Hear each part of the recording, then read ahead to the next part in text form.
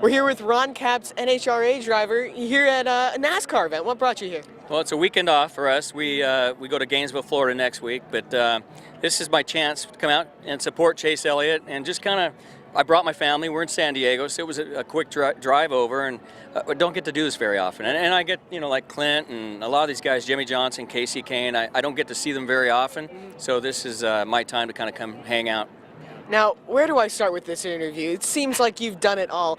Why don't we start with the racing? How did you originally get your passion for racing? Well, I grew up with a dad that raced on weekends, like a lot of these guys did, and it was drag racing. But I loved dirt racing. I loved asphalt racing. So for me, getting to do the Prelude of the Dream with Tony when that started, and of course with all the NASCAR drivers, Kenny Wallace, all those guys, I got to do every one of those Prelude to the Dreams, and so I got to know a lot of the NASCAR drivers through that.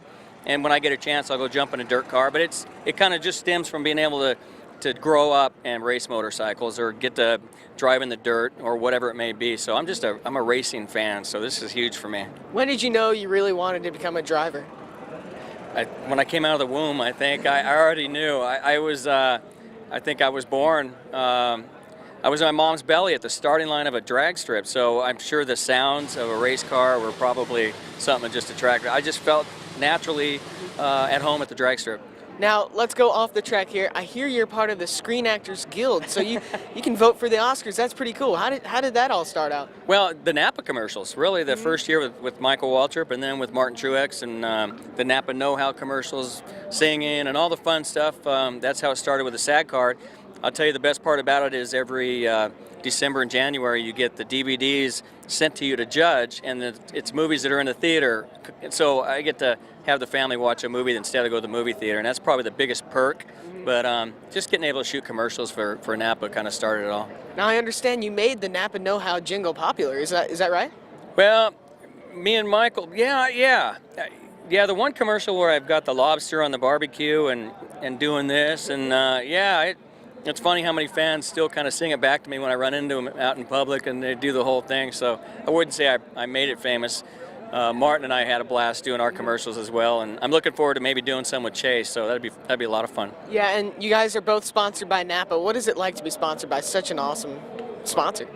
Growing up and seeing Napa and NASCAR with Dale Earnhardt first and Michael Waltrip driving, and growing up and seeing it, really buying the parts when I was a kid with my dad in our little town. It was a dream for a race car driver to be sponsored by a company like that. So when it finally happened, it's just something I wake up in the morning and I'm ecstatic. I feel like I'm the luckiest guy in the world, first of all, but I just get to represent a great company. So and do things like this. Come hang out with a guy like Chase Elliott, I'm having so much fun. His youth and like you, just being around somebody that's got the vigor and just so much to look forward to. It's fun to be around.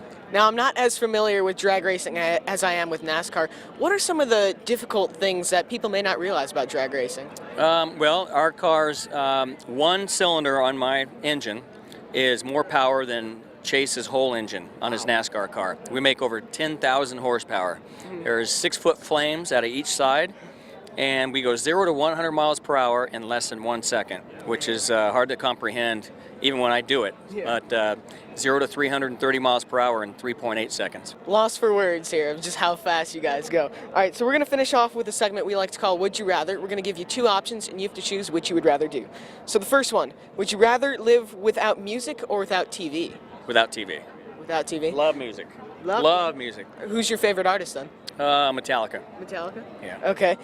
Would you rather be stranded on an island alone or with your worst enemy? My worst enemy. Yeah, that would make it exciting every morning. Yeah. Would you rather go deep sea diving or into outer space? Outer space. Outer space. And finally, would you rather be able to stop time or fly? Ooh, that's a good one. I have dreams sometimes that I'm actually flying, which is cool. Yeah, I would say fly. Flying? Yeah. All right, thank you, Ron, for taking the time. For more videos from the Checkered Flag Crew, make sure to visit checkeredflagcrew.com.